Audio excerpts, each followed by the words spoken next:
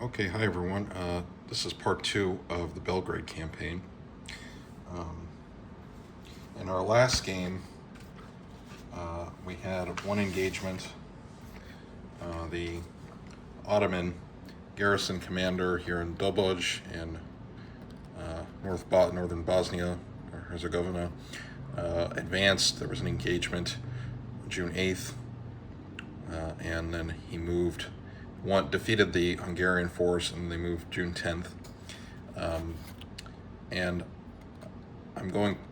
we'll say that after about 4 days, the Hungarian captain, Németh, was able to kind of refit, and he scraped together his meager resources, and he was able to at least levy an additional unit of pikemen.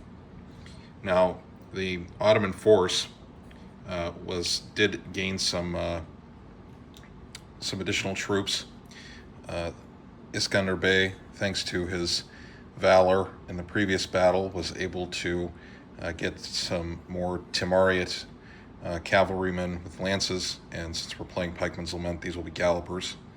He still has his Akinji volunteer cavalry, which count as dragoons, and then he's got his Azabs that are, levied, feudal levies from Bosnia, and they are clansmen in the rules.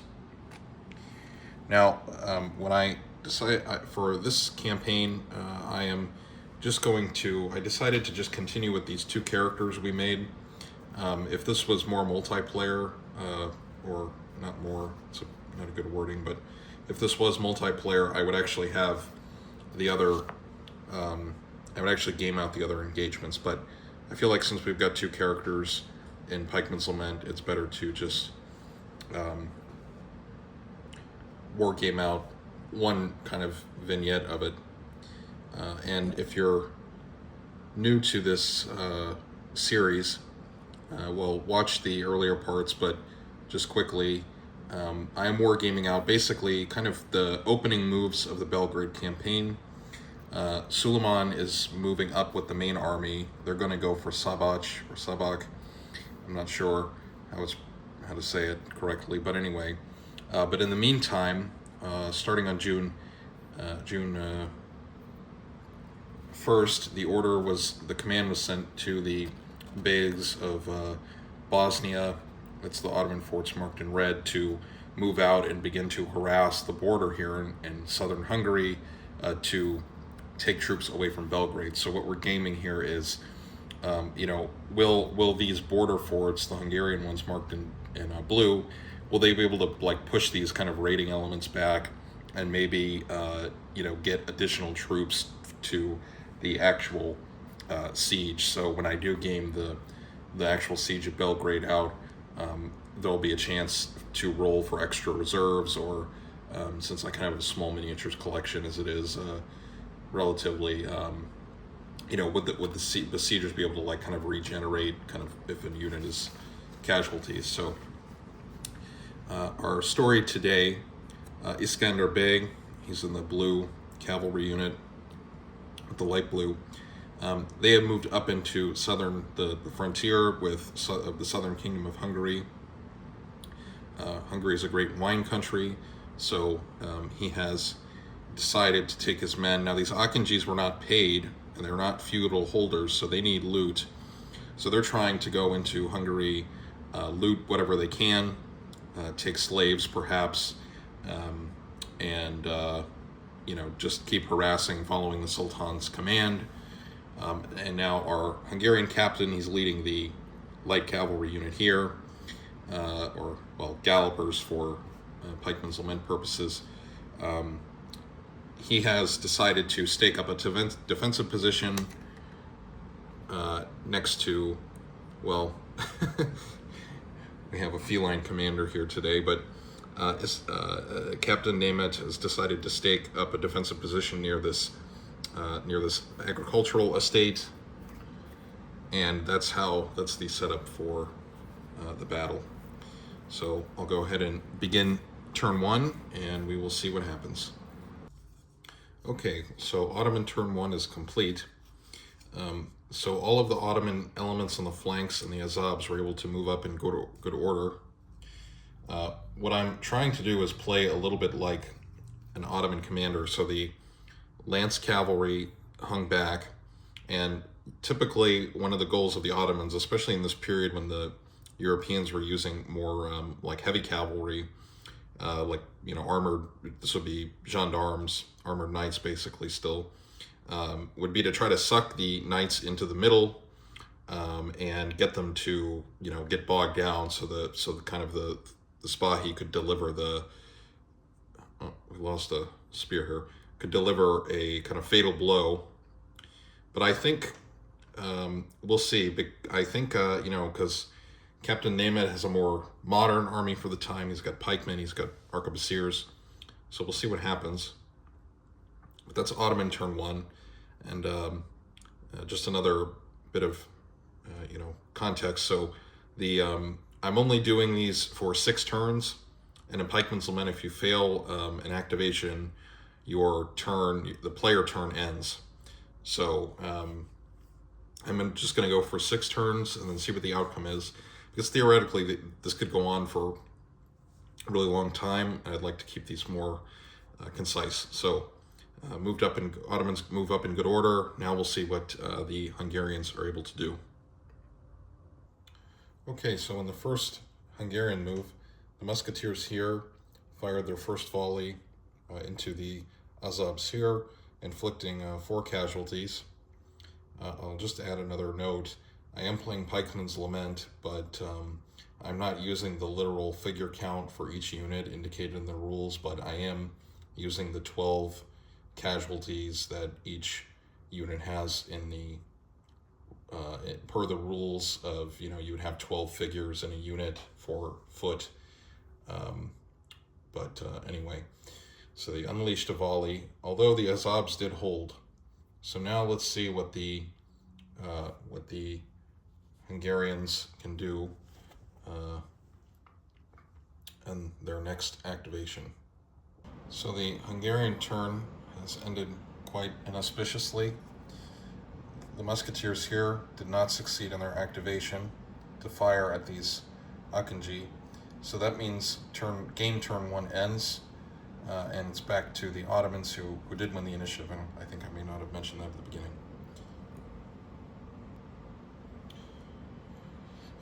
Okay, so since the Azabs are in wild charge range, and this is the beginning of the Ottoman turn, we need to test if they will make an attack move against.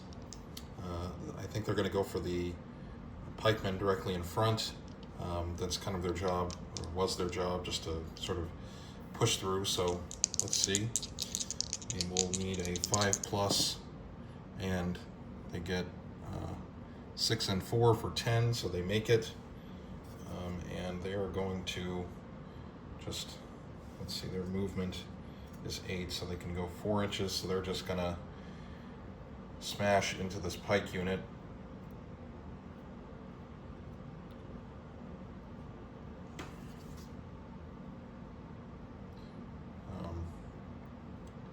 Like that. And then we will fight the combat. Okay, so the Azabs charged. The pikemen did take some casualties. They took 3 casualties. And the Azabs took 3 additional casualties, bringing them up to 7 out of 12. So the combat was a tie, which means the tie in Pikeman's Lament goes to the defender. So the Azabs will have to retreat a short distance, and then both units will have to make morale tests.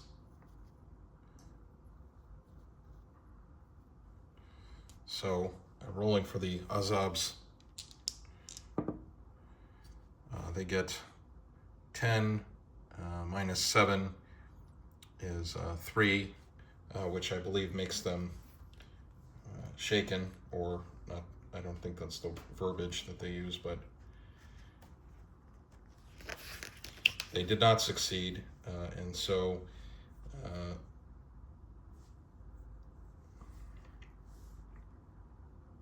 they are now wavering, which I don't have a token for, but I guess I'll use this old Warhammer scatter die with an arrow just to show that they are wavering. We'll now roll for the Hungarians. That's 8 minus 3, gives them 5, and I believe they will pass their morale save for pikemen. Oh, morale is 4, so yes, they do indeed succeed, but they did take casualties. Okay, so that was the first combat. Now we will move on to the next combat. I believe these Akinji will try to fire into the Hungarian cavalrymen there, and then we'll see what happens next. So they do not succeed. That ends Ottoman turn 2. They got a 4 on their activation, which was not enough to shoot. They needed a 6 or higher, even with support from their commander, which they're out of command range, but was not successful. So now we will begin Hungarian turn 2, and we will see what they can do this turn. I think we'll begin with shooting. I think these guys will shoot again. Maybe we can. They can try to eliminate the Azovs.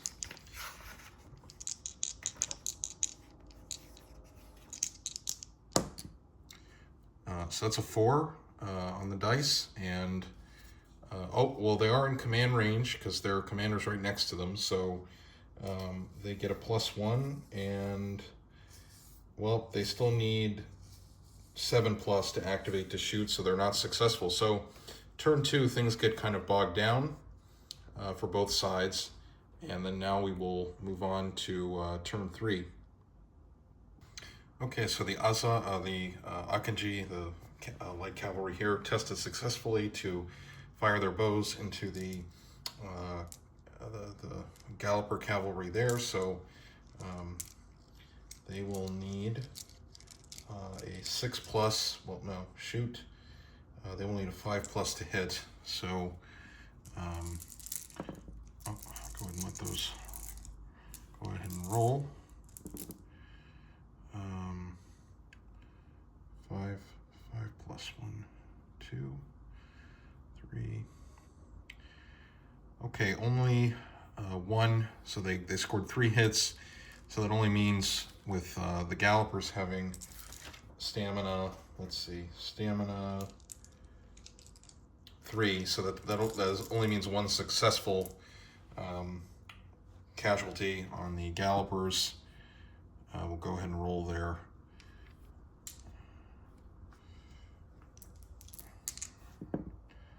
So that would be 10 minus 1 is 9. That's well over their stamina check. But since there was shooting, we do have to, and that's the officer unit, we do have to check for officers' lucky blows against the officer. So let's do that. And there are no lucky blows against the officer, which I think I may have made a mistake in the last game. I thought that was just shooting or combat, but it seems to be for both, because it says every time your officer's unit loses at least 1 casualty during an attack. So I think that, but our officer, Captain Németh, is okay this time, even though his unit took a blow. So now I think we'll go ahead over here and to these guys and see if they can attack. So the Akinji loose their arrows into this unit of arquebusiers, and they take 1 casualty at stamina 2. And go ahead and roll for their morale. That's 9 minus 1, and they surely succeed, but obviously they are damaged. Oh, we did forget to check for a wild charge at the beginning of this Ottoman turn, so I made a mistake there. So we'll just go ahead. They're going to try the Azovs. They're going to keep trying to do their job and like charge into this pike unit. Because again, the point in the Ottoman kind of tactical plan is you want to get the enemy bogged down so you can then turn turn the kind of horns, or suck the infantry in, get them bogged down in the middle, and then you can kind of come up and smash them. So, all right, let's go ahead and see if these guys will attack. 6, and they need a 5+, so they go ahead and they're going to attack again. Now, one thing I don't see in the rules is I wish that the pikemen could do like a kind of counter march. Now, they can do like close order, but you know, like a kind of counter charge for the pikemen or counter march. I don't know. Maybe I don't know if that was actually something that they did, but it seems logical to me. But at any rate, so let's go ahead and resolve this combat. Now the Azovs are below half strength, so they're only going to get 6 dice, and they hit on 3+. So 1, 2.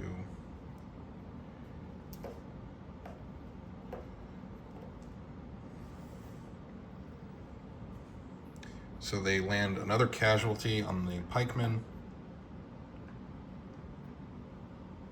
And then we'll go ahead and see if the pikemen are able to make a defend successfully. They need a 4+. Oh. And the Hungarian pikemen are able to get really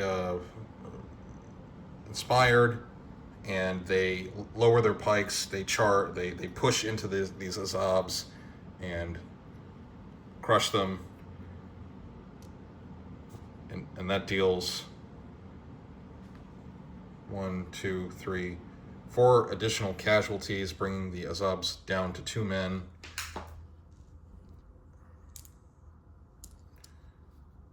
And I believe that that would put the Azovs at a -10 for morale purposes, so I think they are not going to make it. And that's double 1 on their morale, and they are destroyed.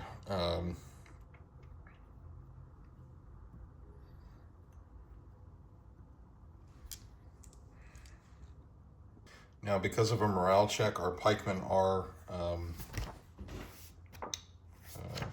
shaken or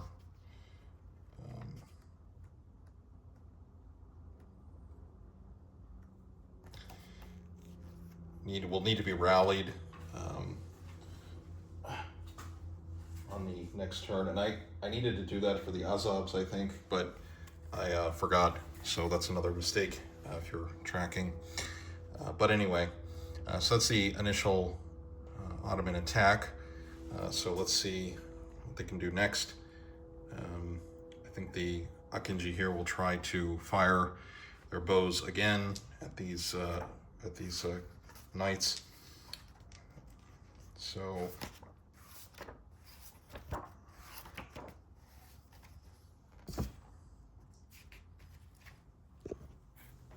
I have a cat trying to steal terrain here. All right, let's check. They need a 6+, and they get an 8, and so yes, they do indeed fire their bows at the knights, and then we'll see what the resolution of that is. Okay, so they only inflict 1 additional casualty, and at 8 on the morale, the gallopers are fine. So now at this point, looks like, I think, role-playing a little bit. I think Iskender Bey might know that it seems like Captain Németh is not going to charge into this pocket where he can countercharge and clean up, clean house. So I think he is going to try to move up his unit of cavalrymen, and then maybe try to attack at least the musketeers, perhaps. So they will try to move, and they're successful, and they will move 5 inches. Now, I don't think Iskender Bey is that inexperienced that he thinks that it would be a good idea for for him to charge these pikemen, but well, this is one thing. This is an aside, but this is one thing with the Pikeman's Lament. I need to do some modify some rules a bit, because the Pikeman's Lament doesn't really do a good job like replicating the kind of cavalry that the Timarians were, because they carried bows and their lance. They carried several different weapons. So really, they should function as like a medium cavalry that could fire and then charge, but they can't do that. But for here, I'm not going to try to modify the rules, but that is something that I need to think about in the future, maybe, but perhaps not in this video to do it on the fly.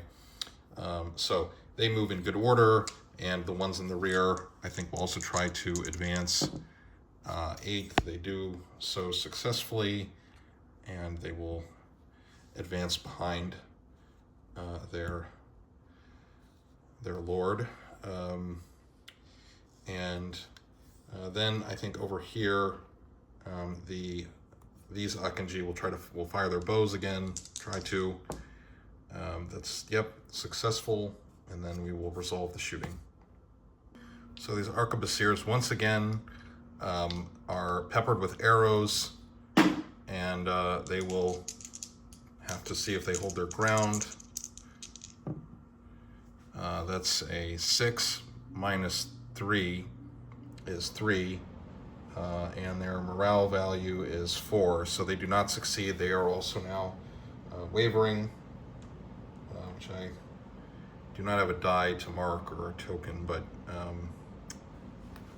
I will just note that they are wavering,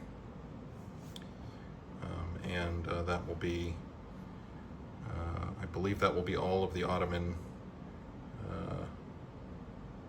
moves for this turn, and then we will try to see what the Hungarians can do. So that will bring us, I think we are on turn 4 now, or at any rate, we're on a new Hungarian turn. So I think first things first, these guys will try to fire their muskets into these Spahi.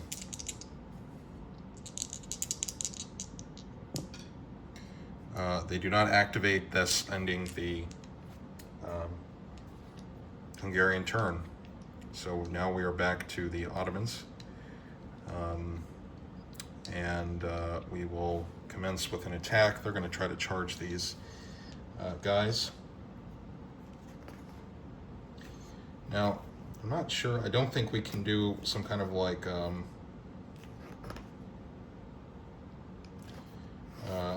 reactive fire or anything like that. So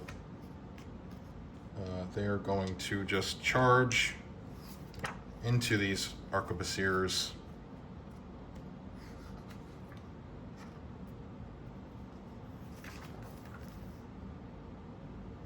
And they need to activate on a 5 or higher. That's a 9. So they charge in good order and hit the these arquebusiers, and then we will resolve the combat. Okay, so the Spahi crash into these arquebusiers. They inflict 4 casualties, and the arquebusiers try to put up resistance as best they can, and they try to hit back with the butts of their muskets, or perhaps the sword they may be carrying.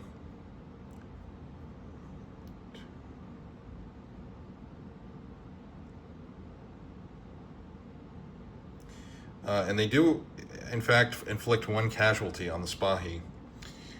So Iskender Bey's unit, oh, sorry about that, does take 1 casualty. I got a little excited there. But the arquebusiers are the defeated ones, so they will have to retreat, but there's really not much room for them to retreat. This is like kind of difficult terrain. This is like a vineyard.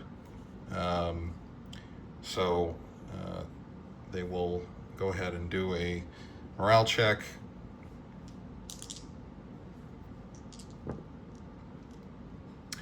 And they get a 5, which -4 leaves them with 1. So it's still above a negative, so they are not wavering. However, the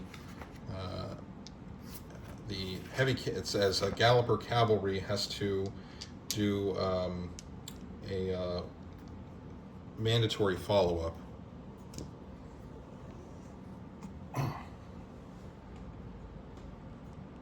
Okay, rules clarification in Pikeman's Lament. Gallopers only have to do the mandatory follow-up if they have the wild charge rule, which I did not say these guys have, so there will not be a mandatory follow-up. But these musketeers are also now wavering, so we've got wavering, and wavering over here. And now we will move to the Akinji to try shooting. Okay, so the shot over here took another casualty, only 1, but and it held its ground. But it's still wavering.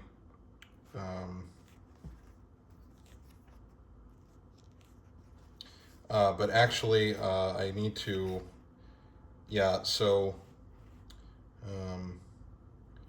if you failed a morale test, a wavering unit that, so this is just another rules clarification. Wavering unit that receives another wavering result loses another casualty. So that was not the case. They succeeded. So now we are in the next phase of the game. So we will once again try to do shooting with these Akinji over here. And they will succeed, and they will fire their arrows into the Hungarian knights. So they loose their arrows at the Hungarian knights. A couple arrows hit and ping off their armor, but nothing of serious note.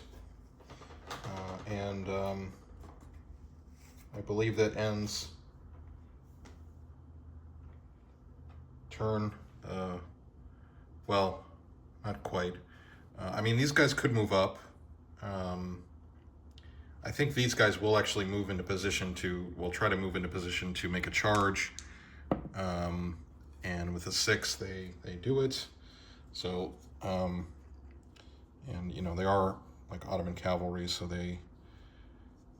actually at 5 inches, they can actually make a charge, but they would charge against pikemen. So I think they're going to stop short, but they are going to get into position maybe just to see if, you know, they maybe to charge or something. Okay, so that ends the Ottoman turn 4. Now we go to the Hungarians. Okay, so Captain Németh shouts to his men that they need to attack, and they while the Spahi are kind of recovering from their melee with the pike, or with the musketeers, I should say, the Németh orders his men to charge, and they are not able to reposition in time for a countercharge. So now we'll go ahead and fight this combat. Okay, so Captain Németh's unit does take one additional casualty, bringing them up to 3. However, they inflicted 2 casualties on the Timarians, so they'll have to retreat after morale checks are made. Okay, so Iskender Bey's unit is now wavering, and I once again forgot to do, and Captain Németh's unit was able to maintain cohesion, so they're not wavering. They were able to remain in good order despite taking casualties. Now, I keep forgetting to rally the wavering units, so I will go ahead and do that now and see if any of these other units, well, they won't be able to get back into the fight this turn, but they can try to get back in order on the next turn. Okay, so the wavering checks did not go that well. These guys are still wavering, and they took a penalty and lost a casualty. Actually, they need to also begin retreating since they failed, so they're going to start retreating. And the other unit of arquebusiers also retreated. Okay, so I've been playing out this game for a while, so I think we'll do one more turn, see what happens, and then I think I'll call it here for the video. Try to keep these more like kind of condensed, and they've been running a little longer than I'd like, but we'll just go ahead and play one more, and this might be another victory for the Ottomans, so unfortunately for the Hungarians. Okay, so the Ottoman turn is just okay. Ganulu fire their arrows into the pikemen, and despite the shower of arrows, pikemen only take 1 casualty. Now, Iskender Bey's unit had to rally, and he failed his rally check, so they gained an additional casualty, and they keep retreating. These Ganulu here tried to fire at Captain Németh, and they were not successful in activating, and that ended the Ottoman turn. So now we will do a final Hungarian turn, and then I think that'll be it for this video. So with Iskender Bey's unit in retreat, Captain Németh attacks. Unfortunately, his arquebusiers did not manage to rally them, so one unit was basically destroyed and fled the battlefield. One is still in retreat, but on the field. But he will go ahead and strike, and he inflicts 2 additional casualties on Iskender Bey. Now, for defense, the Iskender Bey, since his unit did not succeed in rallying, must roll 6s to hit during the combat on defense. So that's 1, 2. So they only get 2 hits, which isn't enough to inflict stamina damage. And then we will have to check for officer lucky blows against Iskender Bey, which is a double 1, but they get a 6. So Iskender Bey is still alive. However, that means he will have to keep retreating.